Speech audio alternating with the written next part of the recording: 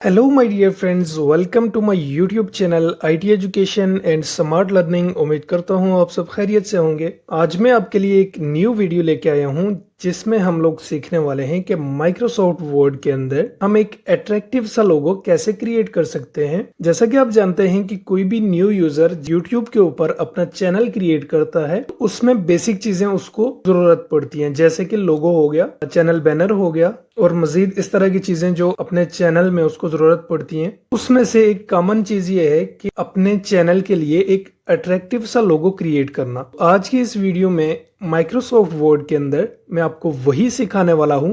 Video अच्छी लगे तो लाजमी लाइक कीजिएगा एंड कमेंट कीजिएगा। अगर आप मेरे चैनल के ऊपर फर्स्ट टाइम आए हैं तो आपसे एक रिक्वेस्ट है कि लाजमी मेरे चैनल को सब्सक्राइब कीजिएगा। ऐसी ही इंटरेस्टिंग वीडियोस मैं आपके लिए क्रिएट करता रहता हूँ। तो जल्दी से अपनी वीडियो को स्टार्ट करते हैं। यहाँ पर सबसे पहला काम आपने क्या करना है कि एमएस वर्ड को अपने कंप्यूटर के अंदर ओपन कर लेना है। ओपन करने के बाद कुछ इस तरह का इंटरफेस आपके सामने शो हो जाएगा। अब यहाँ पर आपने फर्स्ट काम क्या करना है, यहाँ पर सिंपली आपने इंसर्ट टैब के अंदर चले जाना है। ठीक है, यहाँ पे जो इलस्ट्रेशंस के अंदर आपको ऑप्शन मिलेगा शेप्स। शेप्स के ऊपर जो ही आप क्लिक करेंगे तो यहाँ पर आपको ये वाली एक ओवल शेप आपको नजर आएगी। आपने सिंपली इसके ऊपर क्लिक कर देना है। क्लिक करने के बाद यहाँ पर आपने अपने माउस से लेफ्ट क्लिक करके यहाँ पर इसको इस तरह से ड्रैग कर लेना है। कुछ इस तरह से मैंने इसको ड्रैग कर लिया।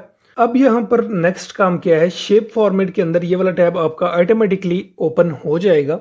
यहाँ पर आपने क्या करना है कि शेप आउटलाइन के अंदर चले जाना है और यहाँ पर इसको कर देना है नो आउटलाइन। उसके बाद यहाँ पर आप कोई कलर फिल करना चाहते हैं अपनी मर्जी का, जो भी आपको कलर अच्छा लगता है वो आप यहाँ पर इंसर्ट कर सकते हैं। तो फिलहाल मैं यहाँ पर ब्लैक कलर को इंसर्ट कर लेता हूँ। ठीक है, कुछ इस तरह से आ गया। अब सिंपली यहाँ पर मैंने क्या करना है, अपने कीबोर्ड से कंट्रोल और डी को प्रेस करना है। तो ये यहाँ पर मेरे पास एक डुप्लीकेट इसकी एक इमेज आ जाएगी। ठीक है, सिंपली मैंने यहाँ पर क्या करना है, इसके कलर को मैंने चेंज कर लेना है। ठीक है, शेप फिल के ऊपर मैं क्लिक करूंगा और यहाँ पर इसके कलर को मैं कर देता हूँ व्हाइट। ठीक है, अब यहाँ पर आपने क्या करना है, इसके साइज को थोड़ा सा डिक्रीज करना है। डिक्रीज करने के लिए आपने सिंपली यहाँ पर अपने कीबोर्ड के ऊपर शिफ्ट बटन को प्रेस करके रखना है और यहाँ से आपने माउस की मदद से इसको छोटा कर लेना है। छोटा करने के बाद यहाँ पर आपने कुछ इस तरह से एडजस्ट कर लेना है इसको। ठीक है, अगर आप माउस से इजीली नहीं हो रहा तो आप इसको कीबोर्ड से भी अप एंड जो डाउन यहाँ पर बटन आपको नजर आ रहे हैं आप कर सकते हैं। ये यहाँ पर मैंने कुछ इस तरह से एडजस्ट कर लिया। ठीक है, कुछ इस तरह की शेप मेरे पास बनके रेडी हो चुकी है। अब सिंपली मैंने यहाँ पर क्या करना है, कंट्रोल बटन को प्रेस करना है और इन दोनों शेप्स को सेलेक्ट कर लेना है। सेलेक्ट करने के बाद शेप फॉर्मेट के ऊपर क्लिक करेंगे तो यहाँ पर अरेंज के अंदर ये जो लास्ट वाले 3 ऑप्शन है, ये जो आपको ग्रुप ऑब्जेक्ट्स वाला ये जो ऑप्शन मिलेगा, ड्रॉप डाउन के ऊपर जो ही आप क्लिक करेंगे तो ये आपको यहाँ पर ग्रुप का ऑप्शन मिलेगा। इसके ऊपर आपने क्लिक करना और ये हमारे पास एक ग्रुप बन गया।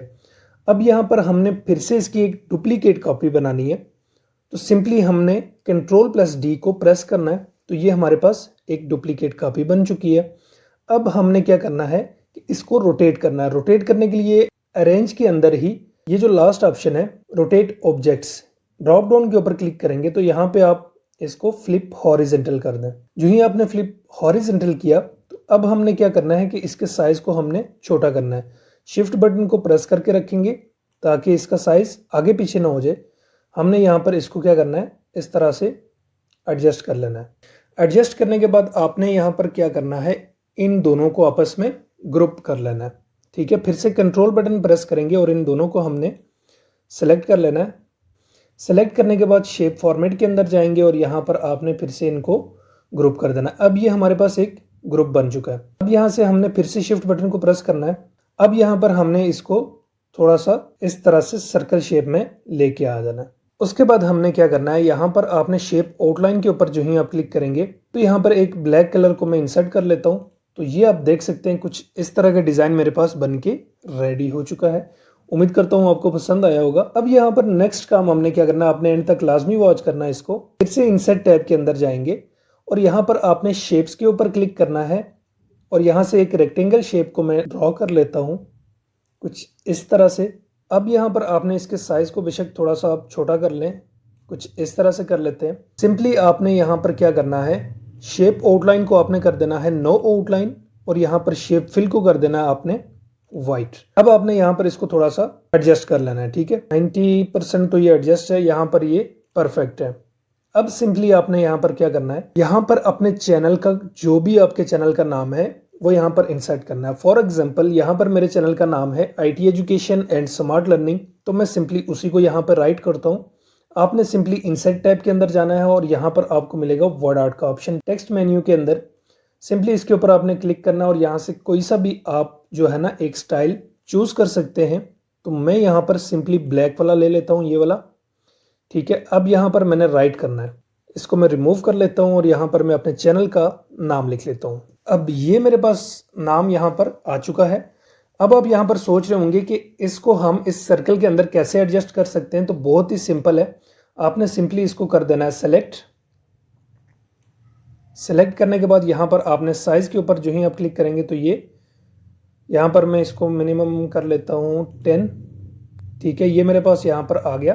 अब यहाँ पर मैंने इसका फॉन्ट यहाँ पर चेंज कर लेना है, ठीक है। आप अपनी मर्जी से जो भी आपको फॉन्ट पसंद है आप यहाँ पर रख सकते हैं। तो मैं यहाँ पे ये वाला रख देता हूँ एनीडोर, ठीक है। इसके ऊपर जो ही मैंने क्लिक किया, अब मैंने इसके साइज को इंक्रीज करना है।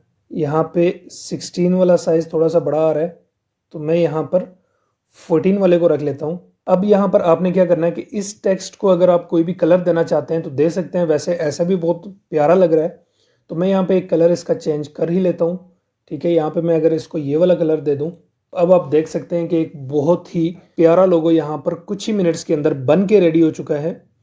आप अपनी मर्जी से जो भी आपको फॉन्ट पसंद है आप यहाँ पर रख सकते हैं। तो मैं यहाँ पे ये वाला रख देता हूँ एनीडोर, ठीक है। इसके ऊपर जो ही मैंने क्लिक किया, अब मैंने इसके साइज को इंक्रीज करना है। यहाँ पे 16 वाला साइज थोड़ा सा बड़ा आ रहा है तो मैं यहाँ पर 14 वाले को रख लेता हूँ। अब यहाँ पर आपने क्या करना है कि इस टेक्स्ट को अगर आप कोई भी कलर देना चाहते हैं तो दे सकते हैं। वैसे ऐसा भी बहुत प्यारा लग रहा है तो मैं यहाँ पे एक कलर इसका चेंज कर ही लेता हूँ, ठीक है। यहाँ पे मैं अगर इसको ये वाला कलर दे दूँ, अब आप देख सकते हैं कि एक बहुत ही प्यारा लोगो यहाँ पर कुछ ही मिनट्स के अंदर बन के रेडी हो चुका है। उम्मीद करता हूँ आपको बहुत ही पसंद आया होगा।